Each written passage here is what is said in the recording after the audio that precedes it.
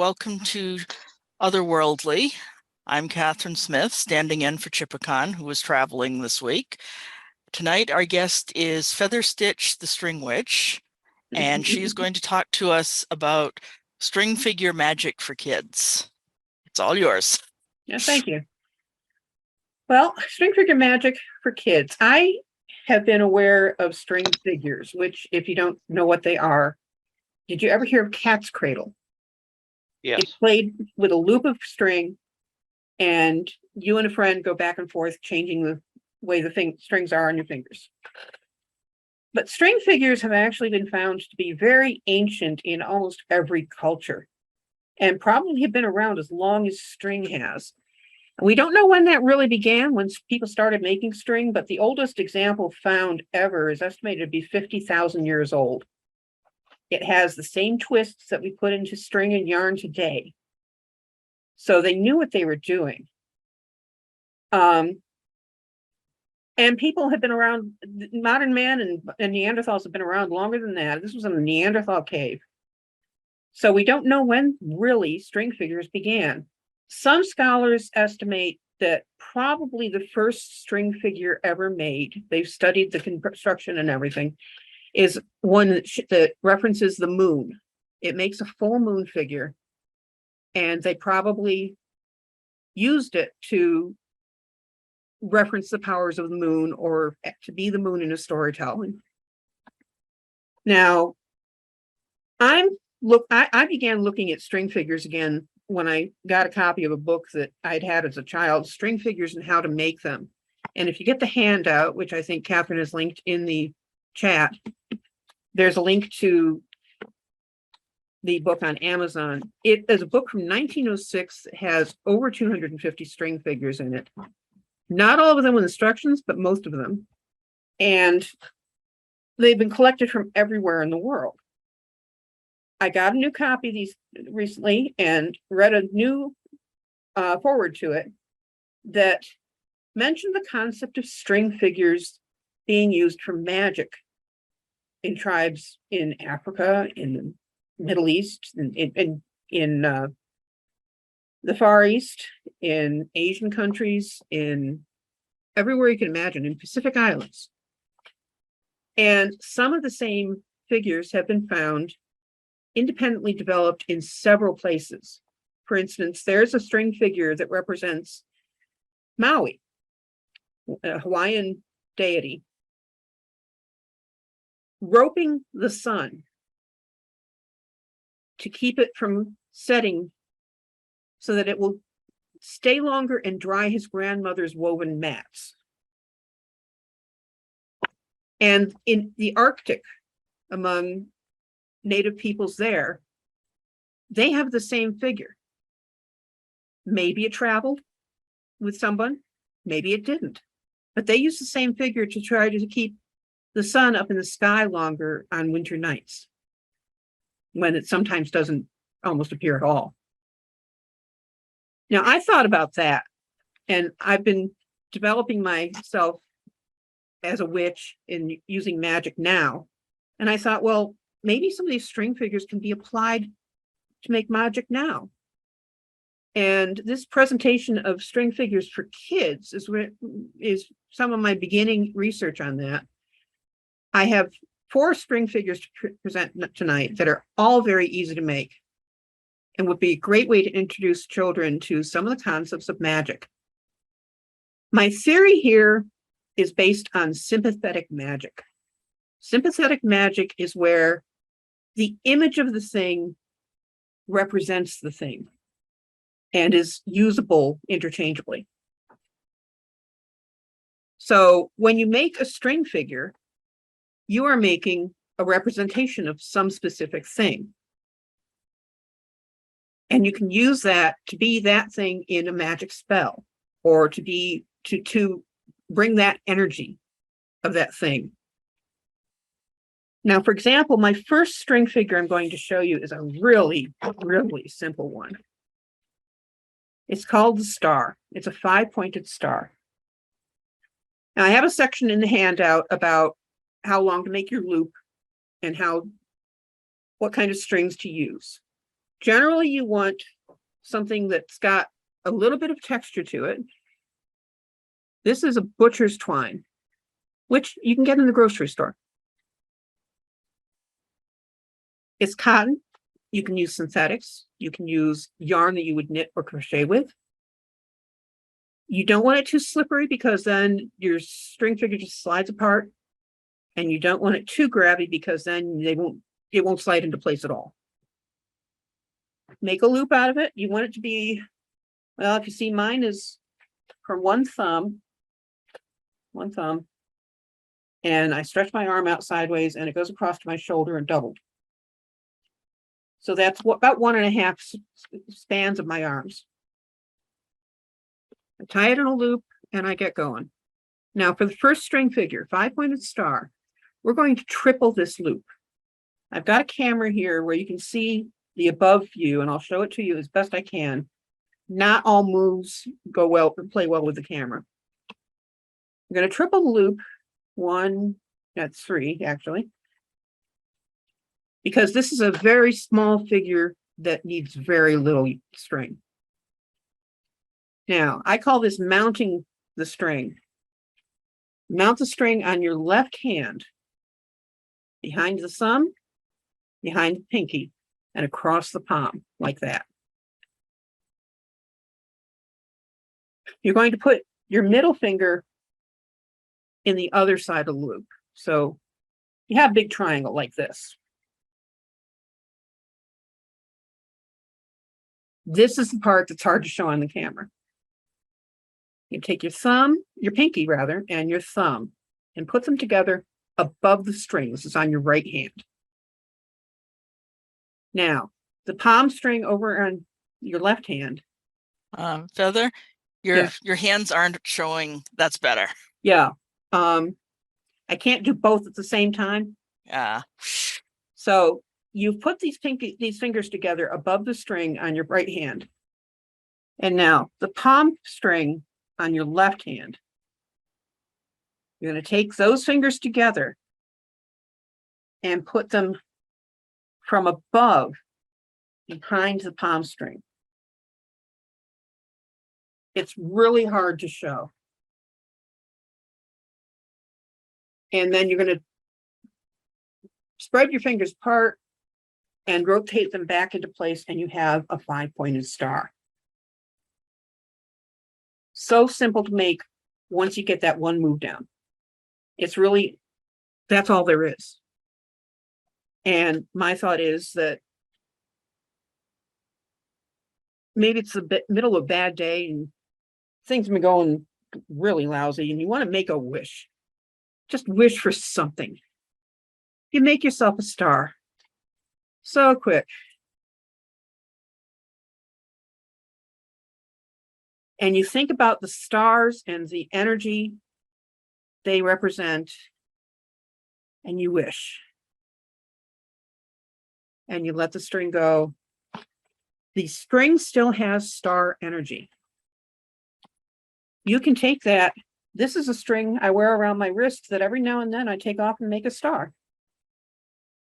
And it carries star energy with me. Star energy represents inspiration, creativity, so much more.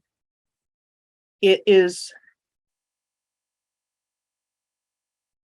something you can focus on a specific star if you want. So, for instance, there's a star in the shoulder of Orion the Hunter called Bellatrix, and it is Latin for female warrior. So if you're looking to help your daughter gather some strength, teach her to make the star and have her think of Bellatrix.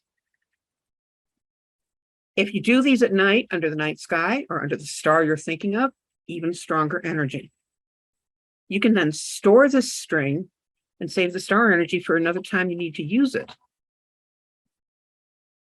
And that's the star. I have a link in the handout to a website that talks about the magic of stars and celestial magic and how to, and what kinds of energies you get from different choices. So if you want, while your child is making the star, they could say the star poem, star light, star bright, first star I see tonight. I wish I may, I wish I might have the wish I wish tonight. Now, I have some notes for advanced users in the handout. Any place you can use a string, you can use a string with star energy. You can color the string or use different colored strings or yarns and invoke the energy of that color in the string as well. And certainly I thought every section was going to take a little longer to go through because I thought we were going to be playing along and everybody doing loops along with me and figures along with me, but that's okay. We're getting this down on record. So that's Star Magic. Anyone have any questions or comments about it or? No? Okay. Yeah, Feather Stych, can you go over that move again, please? Absolutely. Yeah. The tricky part of the star. Yeah. Get my string to behave. There we go. Okay. Okay. So left hand is this. Mm-hmm. Right hand, it's your middle finger. Okay. And I'll show that here as best I can. There we go. Yeah. Light's not the best over here. Thumb and pinky on the right hand, you put them together over the string that's on the middle finger. Okay. Then you take that tip and you put it down into the string on the palm of the left hand. You're going to rotate it towards you. And as you bring it up, you're going to spread those fingers out and you've got the star. This string right here that I'm just dropped, that's the string that was on, excuse me, that's the string that was on the palm of the hand. So there, Mm-hmm.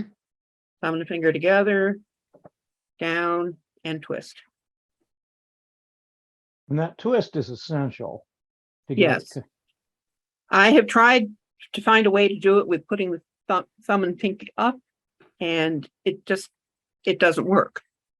Maybe if I did it underneath, maybe, no, your hands don't twist that way. Yeah, really.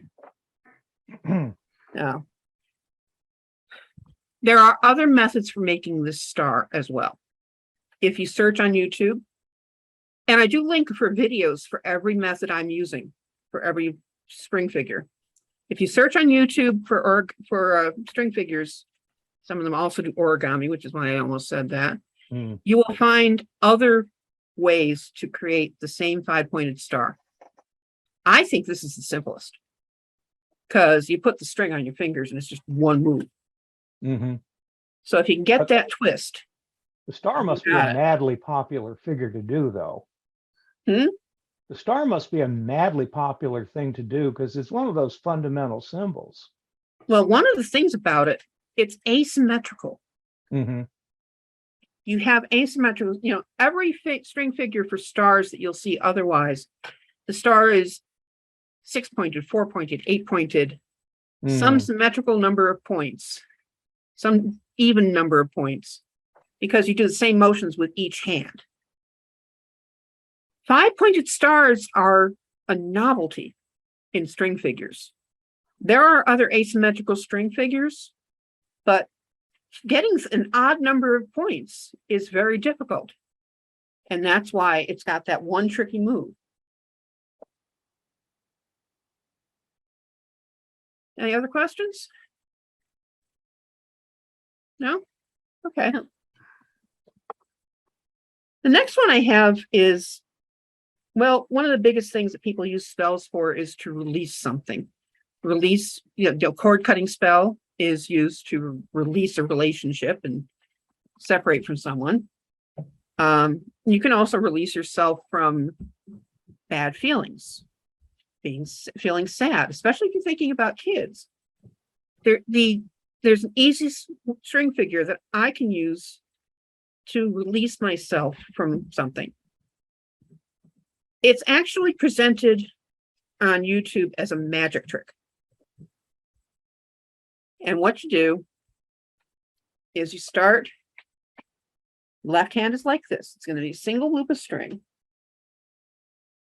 You put on your left hand behind the thumb and pinky and across the palm. This is opening A, as it's called in string figures, by the way.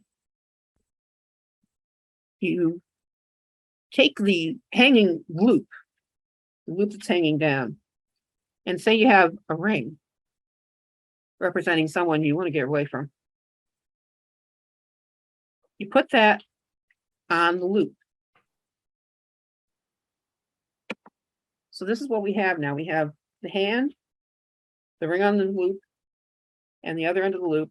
You're going to put that on your right hand the same way it's on the left hand. And you're going to try not to get the strings crossed as you do, which is all too easy. So both hands have string on them. Now, opening A continues with your index, your middle finger rather, in this case, is going to go under the left palm string and pull it out.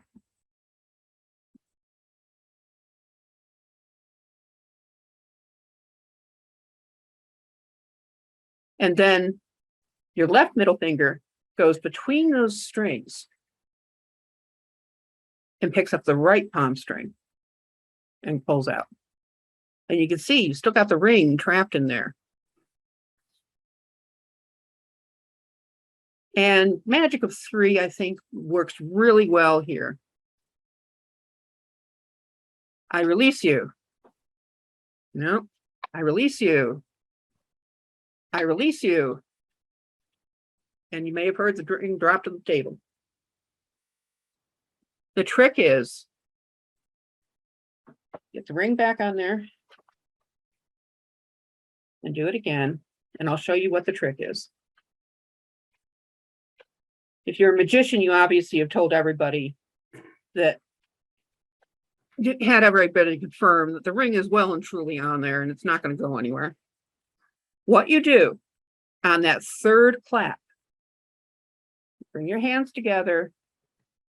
You're going to let go of some of the string loops. Let go of the pinky and the middle finger on the left hand. Let go of the thumb and the pinky on the right hand. So practice until you get it good. And the ring drops off because you picked the right strings. If you got the wrong strings, the ring would still be stuck on there. So I have a thought. It may not be as good as a cord cutting spell, but maybe you can train the string you use for the cord cutting spell to think about releasing things and be prepared for that task. Now, another idea I had, instead of the ring, and this might work great with a kid too, I have written on a piece of paper, a strip of paper, you'd be a little bigger than a fortune cookie strip. I wrote, I release my appetite for junk foods. Good luck with that, right? I'm going to twist this into a loop and twist the ends of the paper together. And that's what I'm going to thread on the string. And it's like I say, part of the whole thing is believing. If you believe and have strong enough intent, that's what works. So I have the loop strung there. I have my fingers all ready to make the figure and release. I did it wrong. It's hard to give up junk foods.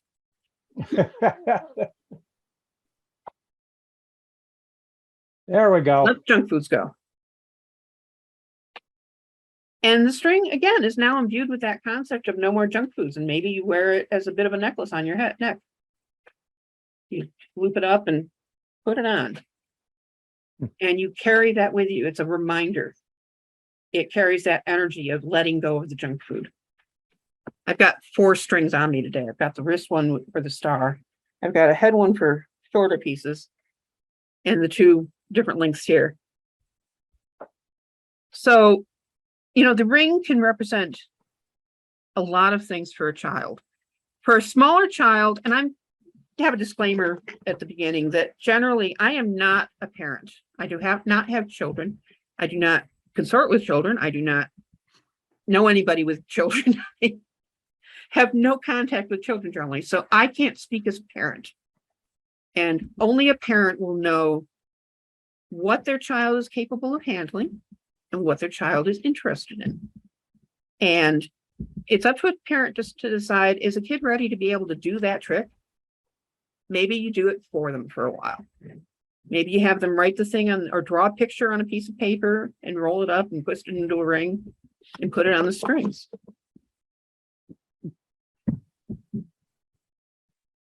Any questions about the release? Well, I had a comment thought that occurred to me while you were doing that, because I have on multiple occasions talked about the idea of the material component in a spell. And all material components exist for the sole purpose of focusing the intent and energy of the magician. And looking at how tricky even some of these simple string figures are, you got to pay attention. And You do. if you have your desired goal thought in mind, that's going to get wound up in the process of learning to do this. Yes. And every time you do it, I mean, it's going to be a while before you can just pull the string out of your pocket and make it without looking.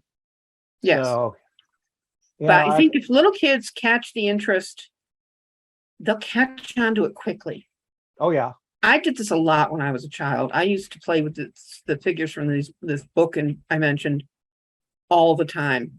My mother can't remember that I did it. I was probably doing it in my room all the time. She never saw it. Darolf just made a good point. Yeah. But yeah, the hand positions. Yeah. So there's all sorts of stuff going on there. And it's worth exploring the materials you used. The string I'm using is butcher's twine. Maybe use yarn for a different feeling to it. Maybe use a different color. There's probably a color that will be suitable for giving up on junk food and eating healthy. And use that, you know, you can dye the strings with Kool-Aid or something. Food dyes can dye the strings any color you want. And this is a good plain cotton white string. I linked to a guide for color magic as well in the documentation. The next one is a little more fun, if we're done with that. The next one is a butterfly. And it sounds like it might be a complicated concept, but it's, again, a very, very simple one. I'm going to take a little longer the strings here just to have a lot to work with. And remember that opening A, you're going to do that on your left hand. Now, before you mount it on your right hand, you're going to make one twist in the string. The string from behind the pinky is going to cross over, and the string from behind the thumb is going to cross over, and you'll have this one cross in the string. And now you mount the other end of the string on your left hand the same way, and you keep that cross in there. And now it's going to go to the opening A I mentioned before, but you're going to use your index fingers this time. Index finger under the left palm. Index finger under the right palm between the strings on the index finger. And this is what you have now. You have the same figure we started the release with, but the strings are actually crossed in the center bottom. Now, your pinky fingers are going to do the work here. We have two strings visible on either thumb, one in front and one behind. The one nearest to you, in string figure notation, they usually call this N and F, near and far. Your pinky is going to come across and pick up the near string to you on the thumb and go back to its position. And the same thing on the other side, your pinky's going to come across all the strings, pick up the near string on the thumb and go back to your position. And that's a butterfly. And if you rock your hands like this, you can make it fly. And my first thought with this one was, if nothing else, doing a butterfly like this will make a kid smile, I'll bet. And if a kid learns how to make that one, how great to be able to help another kid at school feel happy again or smile a little when they're feeling bad. Now, symbolically, butterflies are also, they can also carry a wish to spirits. So you could just, fly away and take my wish. And here's my wish. You can use it to encourage the spring season to hurry up and come. You can use it to help the flowers bloom in the garden. The butterflies are waiting. Hey,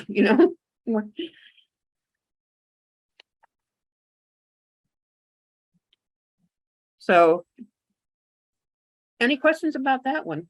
It's definitely for people to explore a bit and understand what butterflies mean to them and what a figure of a butterfly can do for you.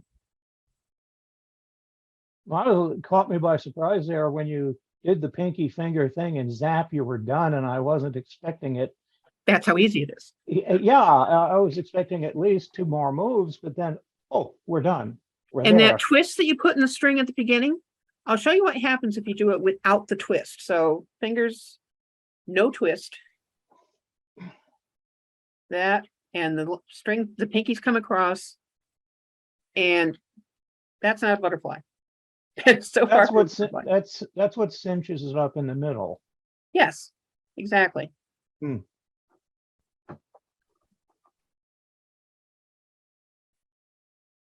Now, again, you can explore different colors and think about what butterflies mean to you. It can represent the element of air in a spell. The final figure I have is a witch's broom. And again, it's surprisingly simple to make. Witchcraft uses, in many cases, brooms to cleanse energy from a space. And you can use brooms to protect a door or something. What if you made a string that had the energy of a witch's broom and maybe strung it up, once you've taken it apart, string it up with some bells and things that are also protective and hang them on the door. It's one idea. I'm exploring new concepts here, and I think they will work. I use a string figure for protection now too. Anyway, the witch's broom. Same start on the left hand. Look at that. Same start on the right hand. No twisted strings this time. Now I'm going to take my index finger. I'm going to put it up under the palm string. And as I pull it out, I'm going to twist twice. That's all you need. So this is what you have. You have a couple twists there. And the string's pulled out there. Now, I'm going to take my left index finger, put it between and above the twists on the index finger, and pull up the palm string and pull it to the left. This is what you have now. The next thing you do is you drop some strings again. The pinky and the thumb on the right hand are going to let go. And there's your witch's broom. You can sweep with it. You can fly with it. Kids would love this, I think. You can have all kinds of fun with a witch's broom. And again, it introduces some concepts to kids that are relatively common in magic. It introduces them to things that maybe adults are playing a different level of game with. Mommy's got her broom made of twigs and a nice handle, and kid can play with their own broom. And do the same kind of thing, sweep the darkness out and sweep the bad away. That was the fourth string. So that's basically what I've done so far. I am planning to explore more and come up with other string figures. I haven't gotten to the level of inventing string figures yet. All of these are adapted from other cultures. The butterfly comes from a Japanese website, a Japanese YouTube channel.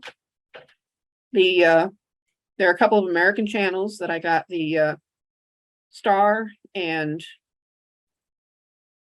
the string release, the release from.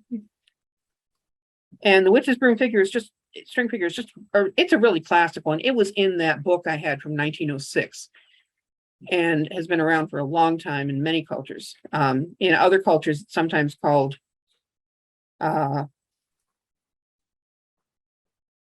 don't remember actually. So, any questions about that? It was Any really ideas? interesting. Well, I've been noticing how many times these wildly different figures start off the same foundation. Yes. That's why they And, call it opening A. It is and generally, where in you, most cases, and it's the Where- first move of Cat's Cradle. right, and where you introduce the first change Mhm. is where your stuff start heading off towards your design. Yeah. That's kind of interesting because I know you've been hacking away in your room at night and in the living room during the day, and I never really get a chance to see you working this stuff. No, you So don't. it was quite fascinating And to here's where I began it all with, because I'm planning to do an adult version of this presentation. Not like mature for adults or anything, but I'm trying to do a more generalized presentation on string figures at the conference. And so this is the first attempt at studying how the camera system works. And well, that's better. Things like that. I began with a string figure. It's the very first one presented in String Figures and How to Make Them. It was collected in 1905 or so, no, 1904, I think, maybe 1896. It was collected around that time from, as they called it, an Apache girl, a young girl. The book is definitely from a colonial point of view in every country. So you have archaic colonial laden names for everybody, all the peoples and such. And so we try to adapt for modern times. I'm just calling this a door. You have your string figures, strings like that. Instead of the index finger or the middle finger, I'm going to put my whole hand underneath the palm finger, palm string. So now I have a wrist string and like that. Same thing happens with the left hand. You put your whole left hand underneath the string and drop it down to your wrist. So this is what we have so far. Now, get to the fingers picking up other things. My thumb's going to go and pick up the near string on the pinky and go back to where it sits. And same thing on the left hand. My thumb's going to pick up the near string on the pinky and go back to where it sits. And now the pinky's going to do the same thing. Kind of grip the string with your ring finger and pinky together so it doesn't fall off. The pinky goes and picks up the far string on the thumb. And you have this now. Now this is the tricky move in this one. And the author said they'd only ever seen this move in this figure. You're going to use your left hand, keep all the loops on it, grab all the strings, and lay them between your right thumb and finger, and bring them to the back. So You have like this here. Looks like that on the front. Now, you see those two loops on your thumb? You're going to pick them up and hold them while that bundle you put between the thumb and index finger drops to the front, and then you're going to put them back. Just like that.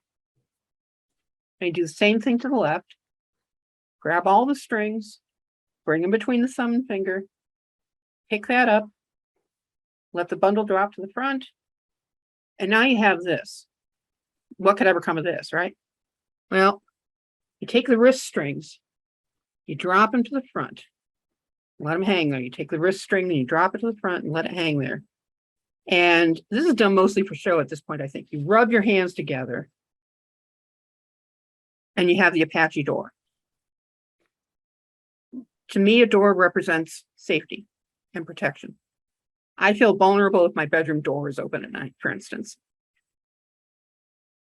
And I do this for protection. I do this to put a door between me and whatever I'm fearing, even if it's an intangible concept. And this is easier to release. As complicated as it looks. You see this vertical string here and this vertical string here? They're on the back side. They're on this side of the figure that faces you. Take your index fingers and grab those strings, drop all the other loops, and it all comes out. And again, this string can now be used for protective spells and for hanging around a door or a window or anything like that. And again, you can wear it as a necklace. I like to triple them up for necklaces. And you have the protection with you. So, and that is pretty much my presentation plus the bonus of the door. I don't expect a kid would necessarily learn the door very well right at first, but get them started. I was preteen at least when I was doing these. And I know younger children, the video I shared for the star is a younger child doing the star, so. I could see using something like the star with, let's say, green yarn, because I associate green with money. Yes. Very common. And using a green string to make the star and generate energy that way. Mm-hmm. And what I have is in mind here is that when you make the star with the string remembers that star even if you undo the figure. Same thing with any of the other figures. The string remembers that it was a witch's broom or that it was a door. And that's why you can use it then. I suppose it's like homeopathic medicine in a way, where they claim that the water remembers that it had this in it. But the sympathetic magic brings the energy of the thing you make, the real thing that you make a representation of, into the string, and the string remembers the shape that it once held. Now, what happens if you use the same string for multiple figures?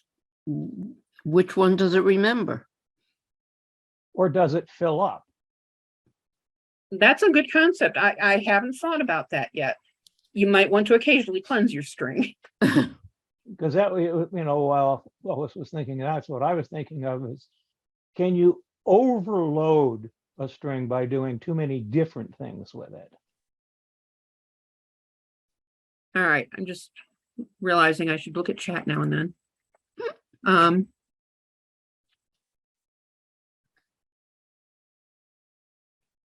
So like the witch's ladder from British traditional witchcraft. I'm aware of the witch's ladder, the not magic and things like that, right? Is that what you mean, Starwolf? No, it's also used in binding rituals in British traditional witchcraft. Okay. I'm not as familiar with British traditional as I am other things I've been reading about. Kind of where I started, so. Okay. It's also One used, thought I also, had, go ahead. also, string or knot magic is also used in weather magic. Yes. The Tying one string I'm knots thinking to of, hold the though, wind. literally means you've got to stand out in a severe thunderstorm in order to, as it Capture were. it. Yeah, exactly. Capture it for later. I mean, I have thoughts of things like when you have a figure for the moon, for instance, which I haven't found one yet to use, but if you have a figure that represents the full moon, you could make the figure under the full moon and then put the string into the water in the jar that you're getting full moon water in, and then let the string dry, and it should still have that energy. So it all amplifies the energy of the moon. I'm being a bit of a scientist here and trying some new things. No, experimental magic is how we keep things going. Exactly. Oh, yeah. Otherwise, we'd never make any progress if nothing was ever done for the first time. And everyone finds the magic that they're comfortable doing. I'm not so comfortable with some of the concepts of rituals and things like that. I've done a spell jar once. It's a honey jar. And it seems to be working. But gathering materials and things like that becomes difficult for us if we don't have them in the house. We do candle magic. We light candles, at least for energy. Haven't done much beyond that. String figures, I should have realized this somewhere along the way because I spin yarn and string. I knit and crochet and embroider and cross stitch and all these other things that use string. And when I got a copy of this book again and started doing string figures again, I should have realized this is where my magic lies. It is in strings. Whether I'm embroidering an image to create a magic sigil of some kind, or knitting something protective for someone, or any of that. So I am hereby claiming Feather Stych the String Witch. Okay. I'm thinking if you're looking for a moon symbol, maybe the 8-pointed star, because that would give you almost a circle. There is actually a moon a moon Sigil? figure rather, a moon figure that has a round circle in it. I just have to find it and practice it. So part of this is just researching string figures and doing more of them. I kind of targeted some easy ones for this class particularly. I'm going to be researching some more in time for November. And hope to have things like a moon and a sun. And I want to find the Maui holding back the sun figure, for instance. And do what I can with that. You can get some references to that in Moana. That's true. That's true. Come to think of it, there's actually a shot one of his tattoos when he's doing the "You're Welcome" song of him holding back the sun. Yeah, I have some of these figures are in the book I talked about. I also am a member of the International String Figure Association, which is another link I give in the handout. It is free membership, and they have a members only area that contains links to virtually every piece of string figure research that they have laid their hands on. I'm going to be sending them my document for this, and I'm going to be sending them a link to this video so that they can add it to their archives, because I'm introducing a new concept for how to use string figures now. But it is a wonderful resource. I'm going to suggest when this gets turned into a YouTube video, those references should probably be in the description section. Probably should, yes. So that, people can click on them and get to them. Otherwise, they're going to get lost because, the chat is going to go bye-bye once.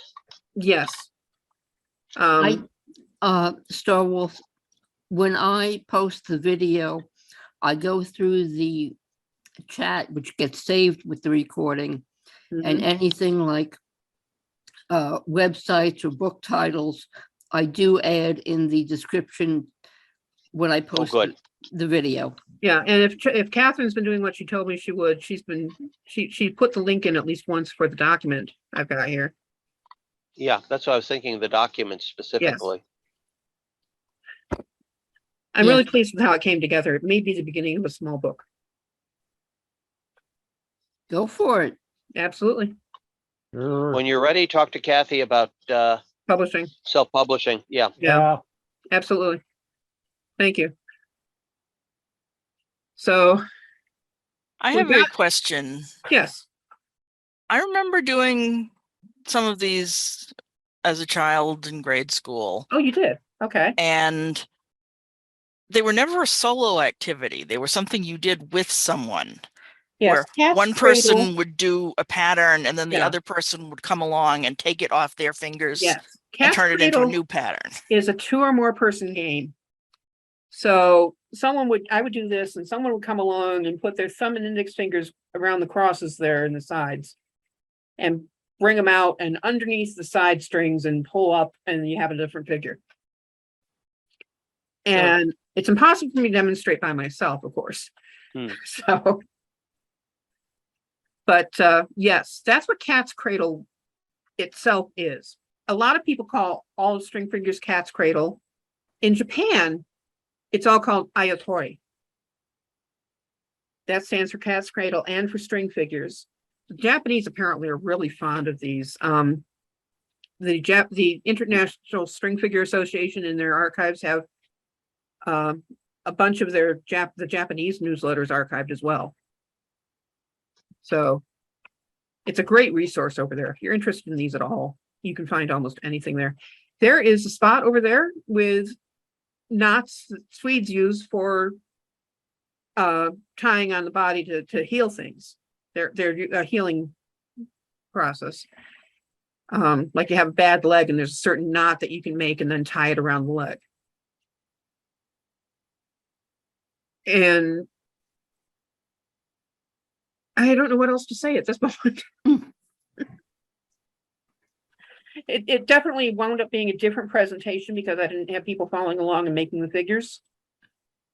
So you didn't get quite the same presentation I would have given if that had been the case, but I totally expected the possibility of not having so much of the not having so much of that going on. It was still good, though. I mean, you certainly you. covered all the things that you talked about. Yes. And I think, you know, it's one of those when you get to the end, stop. Yeah. You don't drive off the edge. And if anybody else has ideas about why this would work or comments about how I think it works, the sympathetic magic and all that, or different theories to present or anything like that, I'm glad to hear it. With the focus and intent and Yes. Yeah, and that's, Yeah. and then there are things you think about when you think about string or any other kind of cordage, because once you get up to a certain size, you think about binding, Yes. holding Mhm. things together, and so forth and so on. And as I say, cord cutting, you tie the two candles together and light them, and you see what happens with the cords and the wax and how the candles burn, and that gives you some message about how the process worked, how the spell worked. The concept of releasing with strings. I mean, you could take something as simple as this and decide that it represents the problem Mm. and then just cut the string. And there you go. If you have the intent, if you have the emotions at the right level for it all, if you have the concept clear in your head, there's no reason that shouldn't work. We'll see how I do with the junk food. You're asking what color string to use. I'd say orange. Yeah. Appetite. I actually have a list of colors in here. Borrowed from, again, I linked to it it's from another website. Orange, empathy, confidence, legal matter, and pride. That's an interesting mix. It's similar to the colors we have marked for the candle use. Well, yeah, I mean, blue is for healing, and that may be it may be considered a healing thing. So Mhm.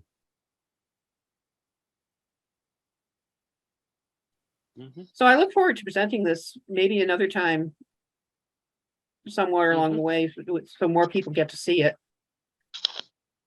Maybe if we wind up with another slot to fill at the conference, I could do it again. Well, we're certainly looking forward to your presentation at the conference. I appreciate that. And for anyone I know everyone here is already aware of this, but for anyone who's viewing the video on YouTube, our conference for 2022 will be held entirely virtually. You don't have to travel. It will be the weekday evenings starting November 7th and running through the weekend on the 13th, Sunday the 13th, with full days on Saturday and Sunday. And your membership, when you purchase it, includes access to the recordings for either a month or a full year, depending on which level of membership you choose. So if you can't make all the sessions you wanted to hear, all is not lost. You can see our website at ctcw.net. Thank you all for joining us. Yeah.